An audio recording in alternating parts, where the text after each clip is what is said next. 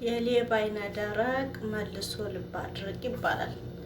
አሰላሙ አለይኩም ወራህመቱላሂ ወበረካቱሁ። ውድና የተከበራችሁ የፋሚሊ ቤተሰቦች እንዴት ናችሁልኝ?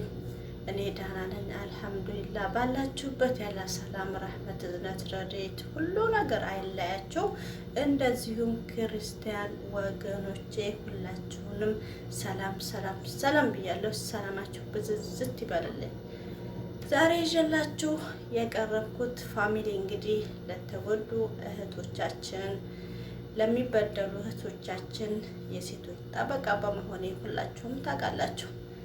በቅድሚያ ሁላችሁንም ከልብ ከልብ ከልብ ነው የማመሰግነው። ያው በእናንተ ድጋፍ በእኔ ሰበብ እዚህ ደርሰናል ማለት ነው። ጉዞ ወደ መቶ ሺህ ልንገባ ነው ማለት ነው። ይቃ አይቀርም ዋንዴ እና ውድ እህት ወንድሞች፣ ዛሬ ይዤ የመጣሁት እውነት ሰሞኑን በሚናፈሰው ላይ ትንሽ ሀሳብ አለኝ። ለምትቀበሉኝ ትቀበሉኝ ያላችሁ፣ እንግዲህ ለማትቀበሉኝ ደግሞ በንግግርም ስህተት ምናልባት ካለ ማስተካከልላችሁ ካለ ኢንሻአላህ እኔ ከእናንተ አላልፍም ማለት ነው።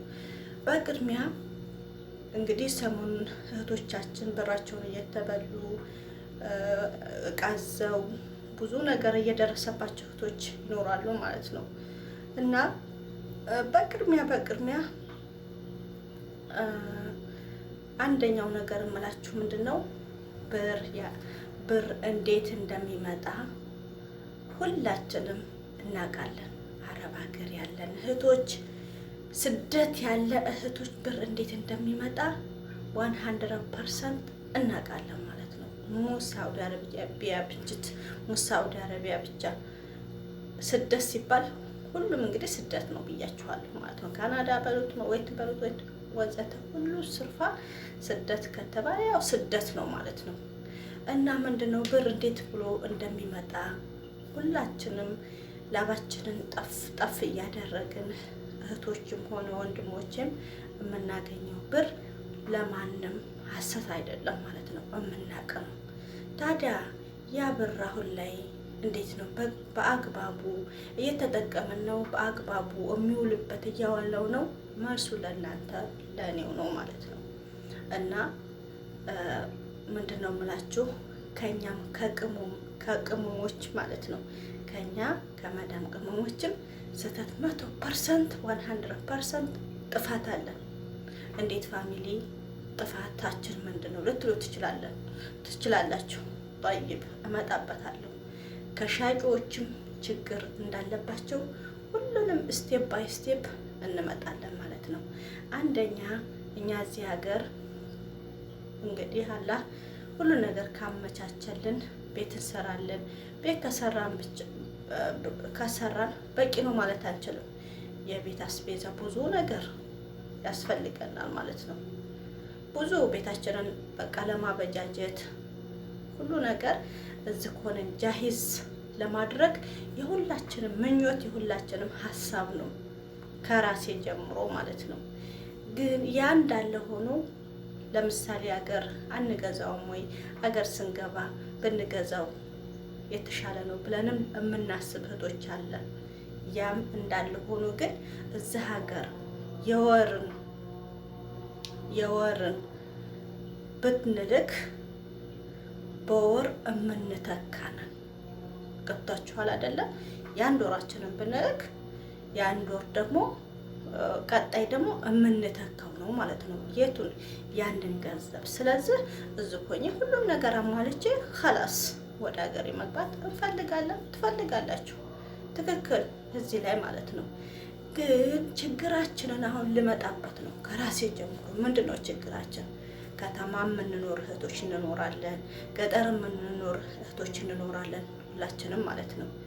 ምንድን ነው እኛ የምናስበው ገጠር ያለን እህቶች ለምሳሌ እንደ ከተማ ያሉት እንዳሉት የገጠር ሰው አቦ ምን ይችላል ምንስ ያውቃል የሚለውን ጭንቅላታችን ውስጥ እናስብና እዛ ለተቅለበለቡት በሶሻል ሚዲያ ላወቅናቸው ነገጧ ብሎክ አድርገው እንዲህ ለሚያባርሩን እህቶች ያለ የሌለ ብር እንልካለን ማለት ነው። ማን ሰማ? ባልሽ አልሰማ፣ ወንድምሽ አልሰማ፣ ፋሚሊ ቤተሰብ፣ እናት አባት፣ ወንድም ማንም አልሰማ። አንቺውና ሻጯ ብቻ ጠይብ አይግዙ።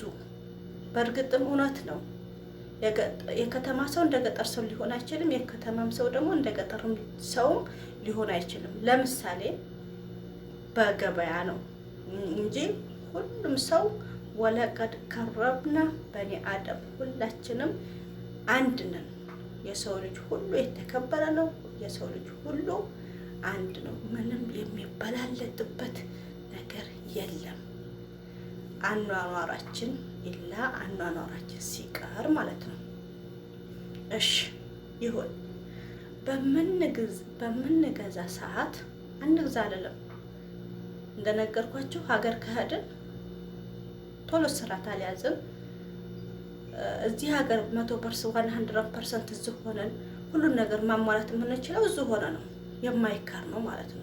እዛ ተሄድን ግን ያስቀመጥነውን እየወሰድን መግዛት ምንም የሚተካበት ነገር አይኖርም ማለት ነው። ይሄ ሀሳባችንን እንዳለ ሆኖ ግን የኛ ስህተት ምንድን ነው? ቤተሰቦቻችንን ያለ ማስገባት። እንደዚህ ላደርግ እኮ ነው እናቴ ምን ትያለሽ? ከንትና ጋር አብራችሁ እንደዚህ ሆናችሁ እስኪ አይታችሁ እቃው ነው እስኪ እንዲገዛ አድርጉልኝ። አባታችንን ከፈለግን ወንድማችንን ከፈለግን አጎት አክስት የፈለግነውን የኛ ነስል ሊጠቅመኛል የምንለውን ሰው ማስገባት ይኖርብናል። አንላክ በሱ ብር ለነዛ ለባለ ዕቃዎቹ እንላከው ብር ማፊ ሙሽኪላ ችግር የለውም። ግን እነሱ ግን እነሱ ጋር ቆመው እንዲገዙ ማድረግ የማስተት ነው። የራሳችን ስህተት ነው። ራሳችን እንጨርሳለን። ራሳችን ሁሉን ነገር ተባብለን ከጨረሰን በኋላ ያቺ ሴት አንዴ ወገቤን አመመኝ፣ ፈለጠኝ፣ እንዲህ አደረኩኝ ብላ አመት 2 አመት 3 አመት ኢላ ተዝም ሀገር ሰልችተው ሀገር የገቡ ልጆች አሉ ብለዋል። ጣይ እነዛውን የማን ነው ጥፋቱ? የማንም ጥፋት በገዛጅ ምነው ብሬን ባላኩላት ብለን ራሳችንን የምንቆረቆረው ራሳችንን የምንቃጠለው እኛው በገዛጃችን ባመጣነው በላ። ስለዚህ ምልላችሁ ፈልጌ ነው በኋላ ወይም ቢስትል ወይም ደግሞ ጣጣዋን ስታበዛ ምናምን በሚያበዙ ሰዓት እንደነገርኳችሁ ብዙም ደግሞ መልካሞቹ የሰውን ሀቅ የሚጠነቀቁ አሉ። እንደዚሁም ደግሞ ዝም ብለው የሚያግበሰብሱ እያየን ይኸው እየተዋረዱ ነው ማለት ነው። ለነዛ ሼራን ሁላችሁ ማለት ነው። ገንዘብ እንዴት ሆኖ እንደሚመጣ ማንም ሰው የሚስት ማንም ሰው የሚክድ አይደለም ማለት ነው። እና ምንድነው የኛ ችግር? በዛን ጊዜ ቤተሰቦቻችን ከጎናቸው ለእነሱ እንደነገርኳቸው አትላኩ።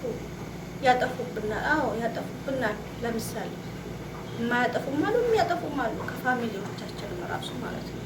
አንላክ በእነሱ ብሩ በነዛ እንላክ። እሺ እነሱ ጋር ማቆም እነሱ ግን ሄደው እንደነሱ አጠገብ መቆም ግዴታ ማድረግ ነው የኛው ነው ማለት ነው። ራሳችንን እንጨርሳለን፣ ራሳችን እንትን እንላለን። በኋላ መጨረሻ ላይ ያቺ ሴት ጣጣዋን በምታበዛ ሰዓት ኸላስ እስከ መካድም ድረስ ስትደርስ አባቴዋ መጀመሪያ ያላመከረችው እናቴዋ እንደዚህ እኮ እንደዚህ ቤተሰብ ምን ላይ ተኩስ ላይ መጋፈጥ ችግር ላይ ይመጣል።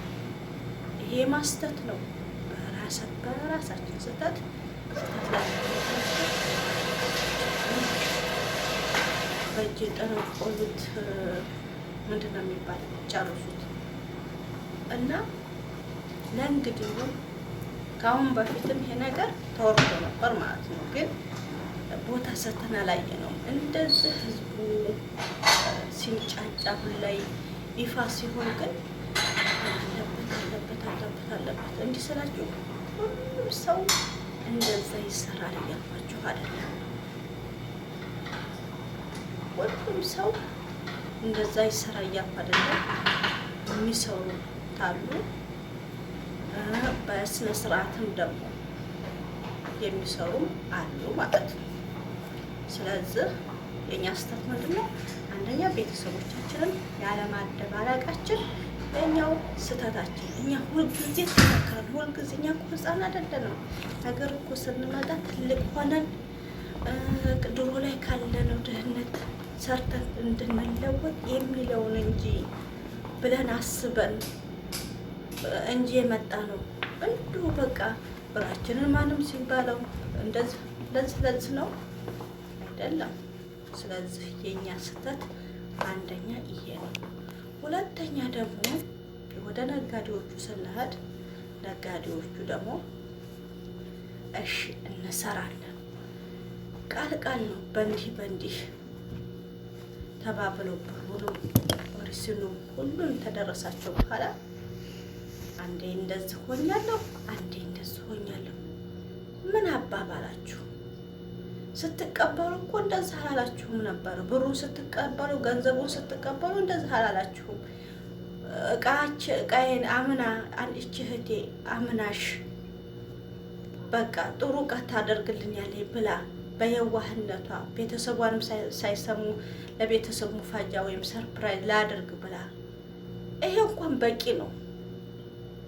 ጭንቅላት ላለው ሰው ተገነዘበው ማለት ነው። ይሄንን አምናሽ ወደ ስንት ሺህ ብር ልካለሽ።